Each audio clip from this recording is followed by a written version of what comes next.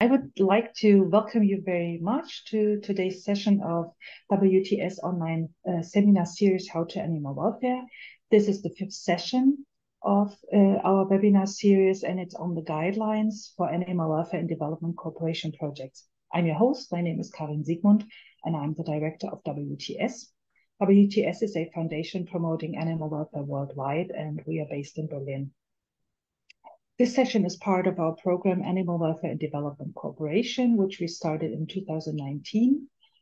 We support practice projects, we do trainings like this one, and also support research with regard to that specific area of animal welfare and development cooperation.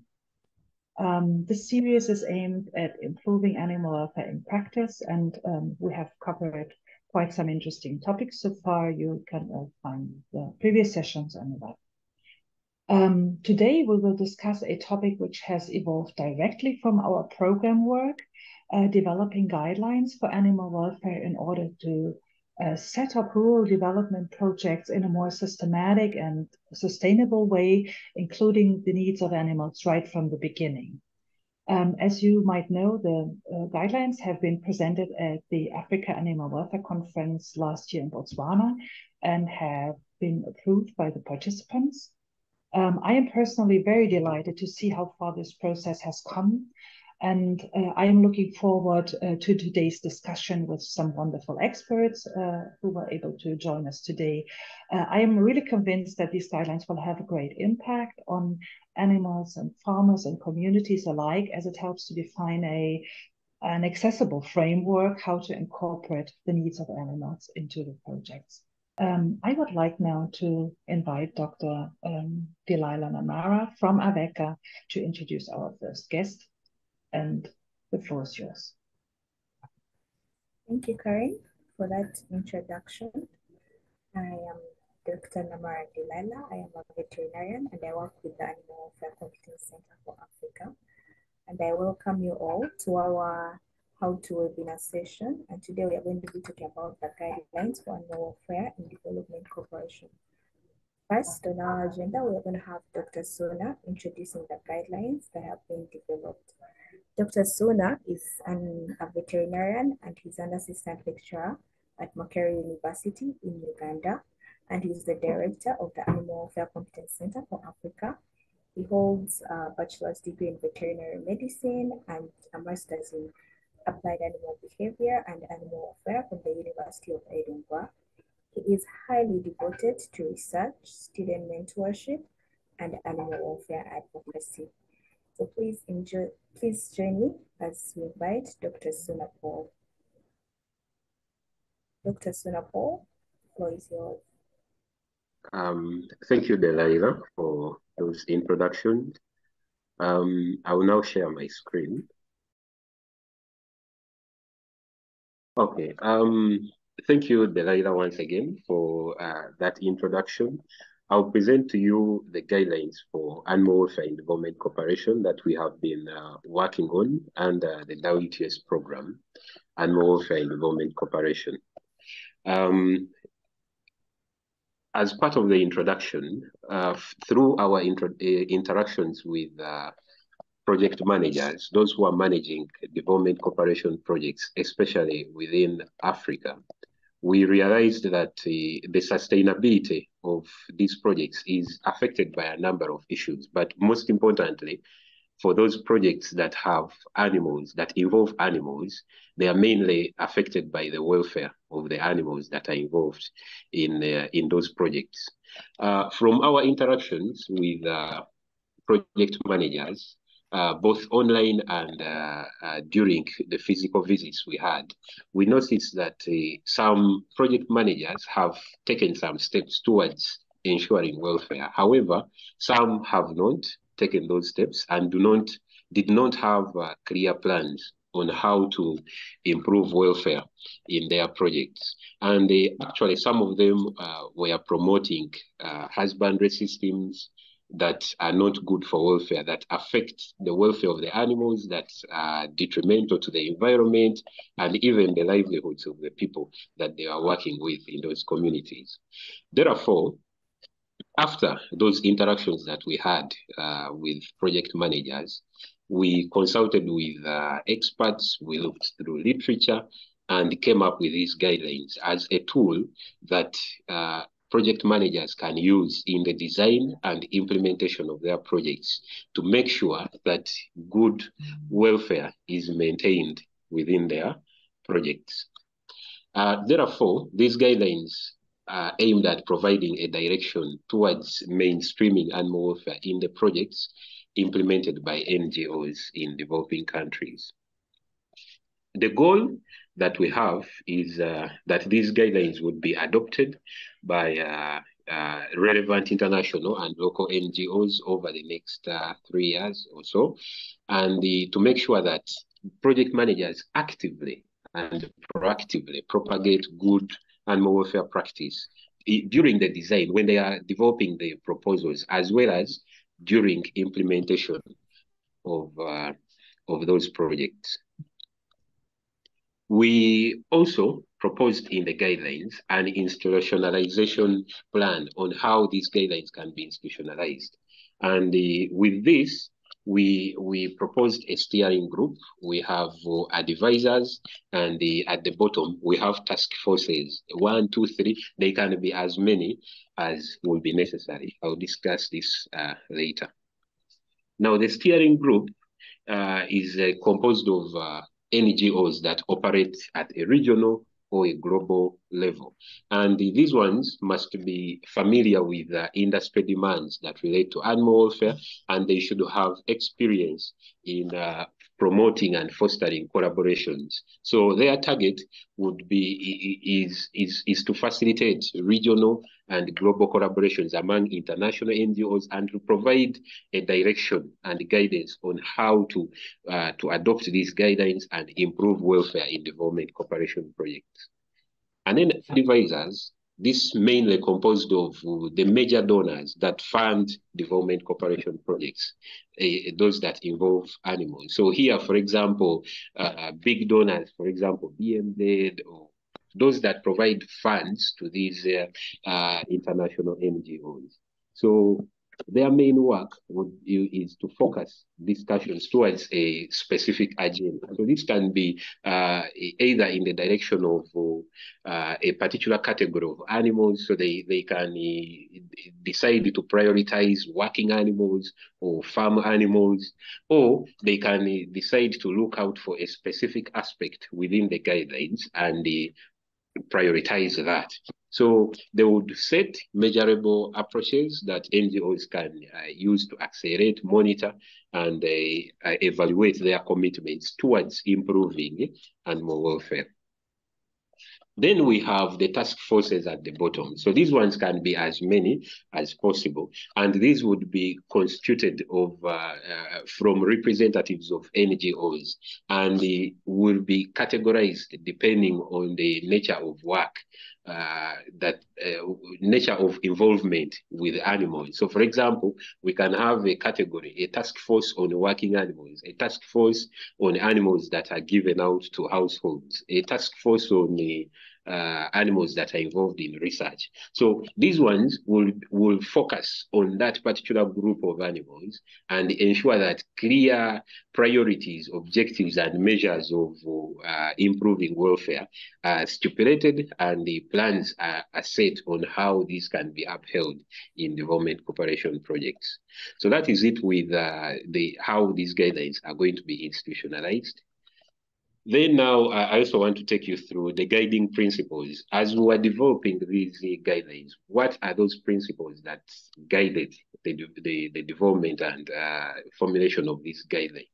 One, we looked at the animal welfare freedoms that I presume we are all familiar with. These were developed by the Farm Animal Welfare Council in the UK, and they include the freedom from hunger and thirst by ready access to fresh water and a good diet, freedom from discomfort, providing an appropriate environment, including shelter, comfortable resting area, freedom from pain, injury, and disease by rapid diagnosis and treatment of animals, freedom to express normal behavior through provision of sufficient space and proper facilities, and freedom from fear and distress by ensuring that the conditions within which animals are kept do not lead them into mental suffering. Now, realizing that these animal welfare freedoms focus more on preventing the negatives, and as we might be aware, literature and research that is going on is encouraging us to move towards positive animal welfare. So another guiding principle we used was the 5 domains that are much more positive and encourage on what we need to give to the animals. So, for example, providing a good nutrition, good environment, good health, appropriate behavior for the animals, and positive mental experiences. So we also utilize that as a guiding principle. Now, going to the actual aspects, topics within the guidelines. One, we have training. Now, from our interactions with project managers, we realized that there was a gap in animal welfare knowledge and training of project managers. So one of as part of the guidelines, we are recommending training of personnel that are involved with animals. And this training should address all the areas of involvement with animals, whether they are going to use them for research, whether they are just going to be keeping them, if someone is just feeding them, cleaning the house, etc. Whichever husbandry practice, specific training that based on the needs of the animals need to be provided. And this can be provided in a formal way or in an informal way. But it is important to make sure that those that are caring for the animals are competent through any sort of training. Then the other aspect in the guidelines is on husbandry. As we interacted with the project managers, we also realized that there were no standard operating procedures on site in as far as care and management of animals is concerned. So here, in the guidelines, we are saying that there is need to have SOPs on the ground. These have to be clear, they have to be concise, and stipulate how the care and management of animals is supposed to be. So this later on, through the task forces, will be tailored to the different species. And these SOPs should be reviewed annually because projects evolve. So as new animals are brought on board or new systems of management are brought on board, there is need to review and make sure that they are up to date and still satisfactory to improve welfare. And then the SOPs, it is important that they should provide measures for preventing anything negative on the animals, be it injuries, be it wounds, and also to clearly mention how positive welfare is going to be encouraged on the premises. So in terms of stating what needs to be provided to the animals, apart from avoiding the negatives. Then still in the guidelines, we have systems. We are saying that systems that, animal husbandry systems that aim at maximizing benefits from the animals without a clear consideration of the welfare needs of animals, it should not be promoted in development cooperation projects. So most specifically are these industrialized production systems where the aim of the system is to maximize the gain from the animals without providing for their needs and interests. So those have to be discouraged. And then another aspect of husbandry is good feeding.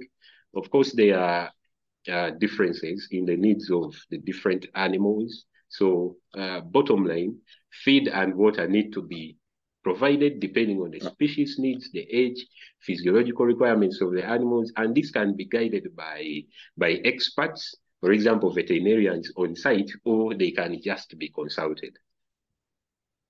Another aspect of the guidelines is drainage and waste disposal. In some of the projects that we visited, we realized that waste and whatever was coming from the farm that was not needed, majority of the husbandry systems would just deposit these in the environment.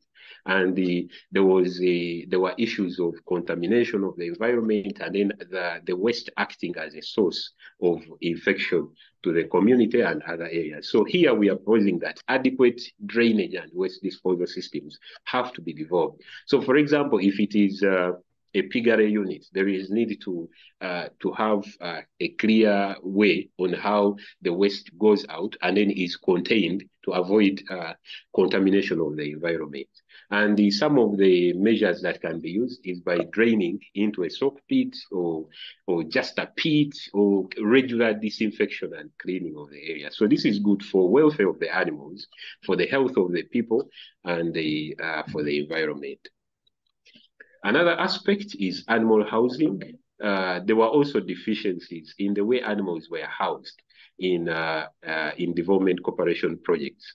So here we are proposing that the housing has to be comfortable for the animals and should not cause any physical or mental issues to the animals. So it can be either injuries, because for some where we visited, there were nails that could easily cause injuries. There was no protection from the sun or heavy rains. So that needs to be provided. And these have to be kept clean and maintained in a way that does not cause any health risk to the animals.